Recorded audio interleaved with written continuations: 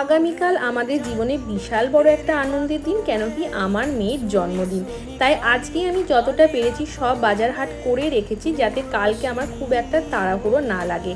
তারপরে আমি হীরাদির কাছে করে নিয়েছি আইব্রো প্লাক, অনেক দিন করা হয়নি।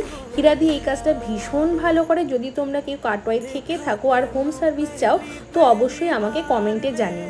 তারপরে আমরা খেয়ে নিয়েছি পেয়ারা, যেটা আমার আর আমার মেয়ের ভীষণ ফেভারিট।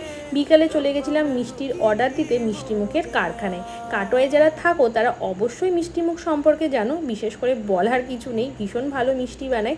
আর মেয়ের এই পাপি হাউসটা দরকার ছিল, অনেক দিন ধরে আমার কাছে বায়না করেছিল, তাই ওটাও ওকে কিনে দিয়েছি জন্মদিনের জন্য।